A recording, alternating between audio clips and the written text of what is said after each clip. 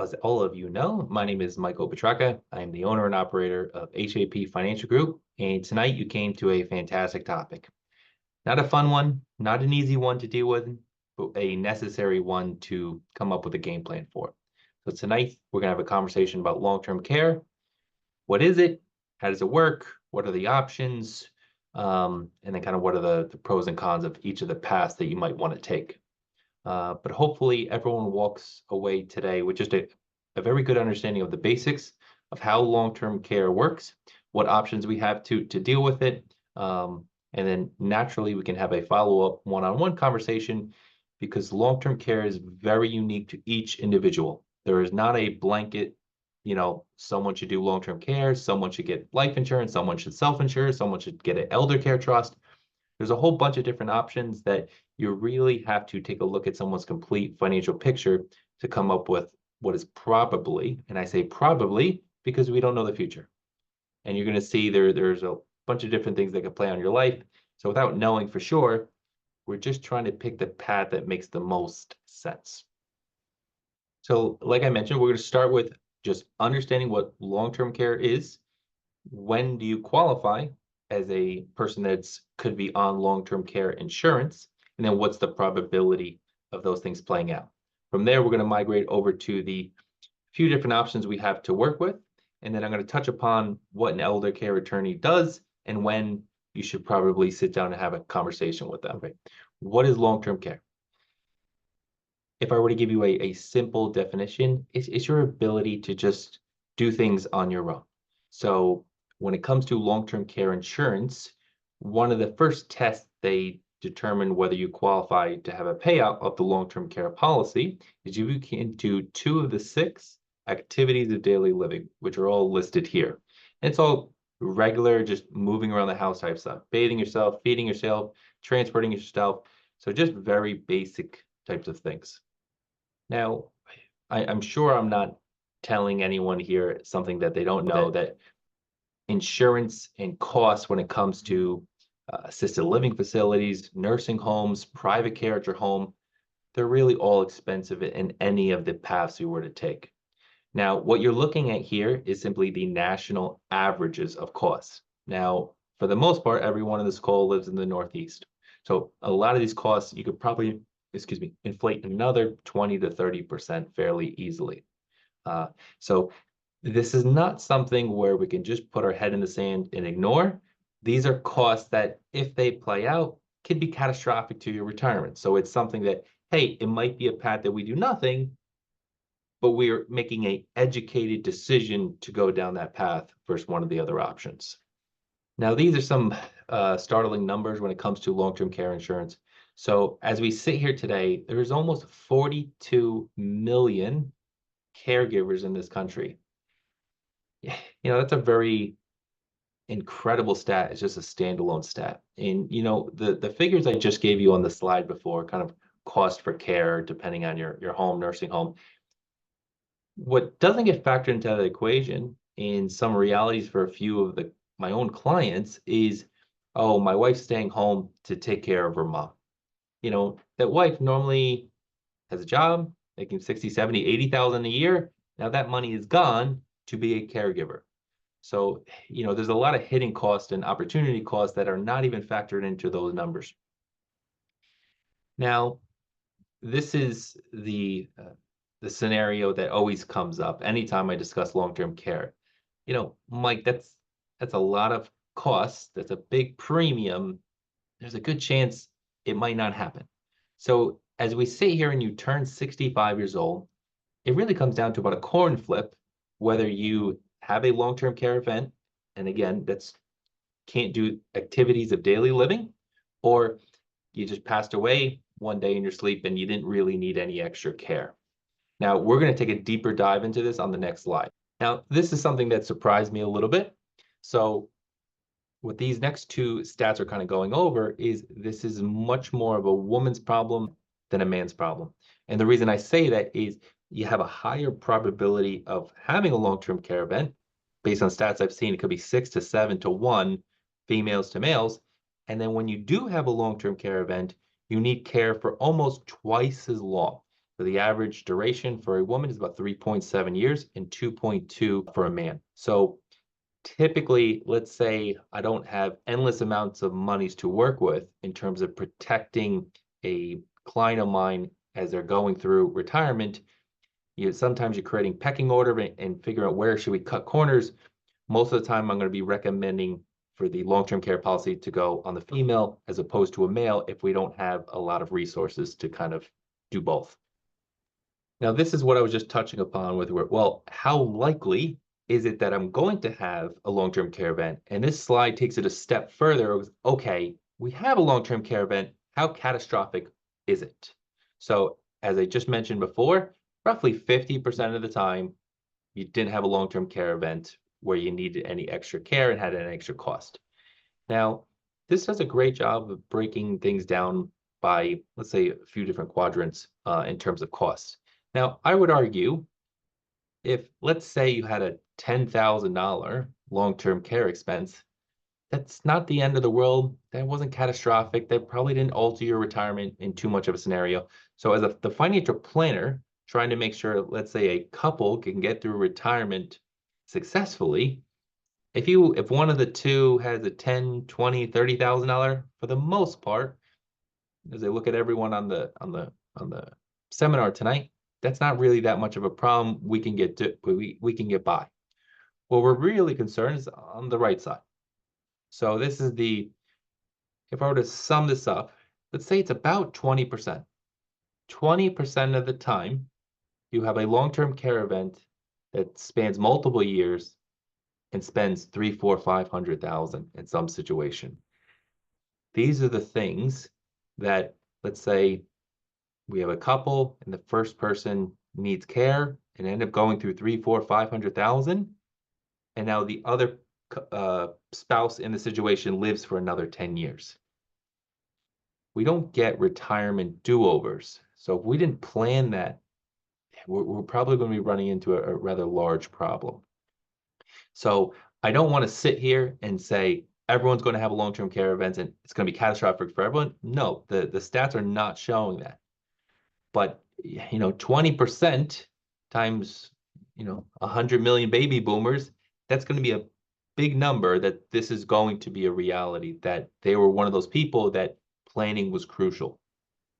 Now, some people think Medicare or Medicaid is going to step in and kind of handle this type of thing. So Medicaid steps in when you've gone through all of your resources. So it's a situation where you can't have more than $2,000 in your name. Your spouse is going to have $154,000. And some people think, oh, I'll just, I'll keep my primary residence, which it is an excluded asset. So it's not part of this 154, this 2,000, but Medicaid has the ability to, once you pass away, and let's say you spent $250,000 of Medicaid's money, they can go after your estate. So what would happen is, oh, I went on Medicaid and I was able to exclude my primary residence worth $500,000. Oh, but now I've now passed away and my heirs are selling the house to distribute to the beneficiaries. Creditors get access to that money first. Medicaid being one of those creditors, they would take the $250,000 at that moment. Medicare does cover some long-term care, but not much. So first 20 days is on them, 21 through day 100, you're going to split it with Medicare. And then past day 100, it's more or less 100% on you to deal with any type of long-term care. It's important to understand long-term care and health insurance are not the same thing. Think health insurance, you're in the process of getting better. In a long-term care situation, you've more or less plateaued and need continuing help to kind of get you through your day-to-day realities. Now, let's switch over so that's kind of the basics and some stats on how the long-term care system works. Now I want to go through some options to dealing with long-term care. So in the last 10, 15 years, you kind of had a big drop off in conventional long-term care, and you started to get much more increase with life insurance with long-term care riders associated with it. So I'm going to kind of go through the different types of options at your disposal. So let's go with conventional long-term care. Now, this couple is 60 and 63 years old. In this situation, their cost is around $4,000 for a long-term care policy for both of them. Probably this is a couple years old. probably about $5,000 in today's world, just to give you a rough number. Now, what are they buying with their $5,000 a year? What they're buying is a pool of money. So in our scenario here, they're going to get access to $6,000 a month for a total of 48 months, which is a pool of $288,000. Now, whether they need care in an assisted living facility, a nursing home, or at home, they can use it in any of those realities. It doesn't just have to be in an assisted living facility or a nursing home. Now, this pool of money, we have to think they're not going to probably need this care today. They're probably going to need it 20, 25 years from now. So it's crucial that we have some sort of inflation rider on the policy. So to give you some idea what they're really getting when they probably need the care. So in our scenario here, we're looking at the middle column. Like I just mentioned before, this is a policy of $6,000 a month or $288,000. But odds are when they turn roughly in their mid 80s, this pool of money is now close to $600,000. So they've more or less protected probably a lot of the assets that are going to lead to the next generation by buying this pool of money. In a lot of situations, the long-term care policy is about preserving an inheritance and also preserving safety for the remaining spouse. It's really crucial if you have situations where you have a couple, let's say one of the two is 65 years old and the other one's 55 years old. So this is a situation where we can have the second person living 10, 15, sometimes 20 years. And if that first person exhausted a lot of the assets, it's kind of crucial that we protect against that risk. So that is, again, your conventional long-term care type policy. We're paying a premium, whether we use the policy or not. That's kind of the not the risk, but the reality with health insurance or long-term care. If you don't use it, you lose it. So a lot of people were frustrated with that reality. So the life insurance industry started to create options that deal with dual purpose. So this was a policy I actually purchased and is currently on my wife. So this is one of the more incredible policies, I believe, because normally policies might give you one or two benefits. This is giving you 4 different benefits. So this is a scenario, let's say if you're on the call today and you're in your 40s or 50s and have a little bit longer of a time horizon, this is a great option for you. So how this policy works is this is a scenario where we're putting $5,000 a year for a total of 20 years. So it's $100,000. I'm instantly getting about 6.5 times leverage on my money in terms of, God forbid, if my wife were to pass away. Now we can also utilize, so as I mentioned before, we have the death benefit at roughly $650,000. If God forbid my wife has a long-term care situation, also think about it, we probably don't have a long-term care situation, but God forbid a disability comes into the situation. The things that would qualify you for long-term care and the things that qualify you for disability are very similar. So this is kind of using it for dual purposes. So I have the option of utilizing $131,000 for a total of 5 years. Now, again, that'd be depleting the death benefit, but now we have access to a pool of money, tax-free, to help deal with the realities of disability or long-term care. Now, the interesting feature about this policy compared to other ones that I've seen is, a lot of policies now have obviously a death benefit, can utilize it for long-term care purposes.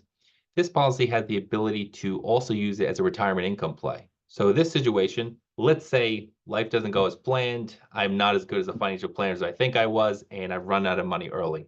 So we can actually tap almost the entirety of the death benefit as a retirement income play over the course of the back half of the retirement. So we could take it more or less from 85 to 95 in 10% installments to kind of deal with, hey, maybe we ran out of money, something happened. So that's a feature that I don't normally see. So again, this is a life insurance policy. If you're a little bit younger and in good health, you can get pretty good leverage of your money for life, long-term care, and in this particular situation, also retirement income play. Now, options that if you're in your 50s and 60s, I kind of steer in a different direction. So another product, instead of slowly putting a premium in for 10, 15, 20 years, these are more, hey, we've done a fantastic job of building up a nest egg for retirement. We've left ourselves let's say a few $100,000 of cash in the banks just for peace of mind and security. What you can do is provide some leverage for long-term care purposes of that pool of money. So in this particular example, we're putting 100 grand into the policy. We immediately have a death benefit of 166,000. So not nearly the leverage that was on the prior policy, but this is more of a situation where we're probably going into this in our 50s and 60s. So the insurance company is not going to be as willing to give you as much leverage. So again, we put in 100 grand, death benefit instantly of 166,000. And if God forbid we have a long-term care event, we're getting about 5 times leverage of our money for long-term care purposes. So what are we giving up in a situation like this? Opportunity costs. So one other feature that I explained, you could always take your money back out if you want. So a return of premium. So that's not a bad option. So we have a return of premium. Let's say if life went sideways on us for some reason. If God forbid we pass away, we got 166,000. If we need it for long-term care, we're getting 5-to-1 leverage of our money. But like I said, the opportunity cost is this 100 grand. In today's world, it could be sitting in a money market or high yield savings account yielding 4 or 5%. Now it's sitting there yielding nothing. It's just kind of waiting as if we have a long-term care event. So again, this goes through everyone's situation's unique. This might make sense in some people's situation. It might not. There's 4 or 5 different factors that we need to kind of think about before we make a decision in any one path or the other. So the last piece I want to talk about is, all right, let's say we find ourselves at 70 years old and we don't have long-term care insurance. We didn't do any life insurance hybrid products. How do we protect our assets? So one of the things you can do is you can sit down with a elder care attorney, and part of what they do is try to figure out if we can do any trust planning to kind of preserve some of the assets inside of your estate. Now, it's trying to find the balancing act. So for example, let's say, all right, I want to protect all the assets and pass everything to the next generation, protect everything for my spouse. Well, if you need to get care and you go into an assisted living facility and say, oh, I don't own any assets, I'm going to go on Medicaid soon because everything was moved out of my state, they would go, thanks, but no thanks. We're all full here. Most places have some Medicaid beds, but they limit it to maybe 10% of their overall beds. So you kind of have to have your golden ticket to get into somewhere. So you can protect, in my opinion, some of the assets, but probably not all of the assets. And the trust that you could set up are really great. So it's money that would go into this trust. Trust is a separate entity. It's held outside of your estate, but there are different things that you can kind of preserve, different perks, such as what's called the 121 exemption. So let's say you put your house into the trust. It allows for a step up of basis at death. But the pitfalls of this, if you put all your money and some real estate into this trust, you also have to do trust tax returns every year. You now have a trustee who's technically the controller of this trust that can't be you or your spouse. Sometimes you're protecting from something, but also causing problems in other areas. So what I always recommend is, let's say if you do not have long-term care insurance, is somewhere around your early to mid 70s, you sit down with an elder care attorney and say, does it make sense for me to do anything? And the reason I say that age is Medicaid typically has a 5-year look back. So what a lot of people do is they wait to, oh crap, mom needs to go into a nursing home tomorrow. What can we protect? It's a little bit too late. You can't really do much. This way you want to do it when you're of sound mind. You can clearly and slowly figure out what decision makes the most sense for you. Sometimes it makes sense, sometimes it doesn't. Now, off the top of my head, there are situations where I recommend insurance policies and sometimes where I say it doesn't make sense. So some rough ranges, I would say if your assets are 500,000 or less, typically you're going to be going on Medicaid at some point, and the cost of any insurance policy is going to be too high based on your budget. So I tend to lean to not purchase insurances when you fall into that category. Now, let's say you're north of, let's say 2.5 million. Then I would say, like I mentioned before, half the time you don't need the insurance.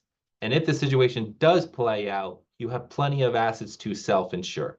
So you can just skip those $4,000 or $5,000 a year premiums, hope for the best. But if it doesn't happen, I have a very high degree of confidence that even if one of the individuals in a couple used a good chunk of change, the other person has enough to get through their retirement. This is why I also do financial plans that run long-term care scenarios just to make sure we're okay no matter what plays out. In summary, The main thing I want people to understand is everyone's situation is unique. Sometimes I recommend insurance. Sometimes I said, let it ride. Let's see what happens. Everything that we could do would be cost prohibitive. And a lot of times people have all their money in IRAs and 401ks, which you can't really put into trust.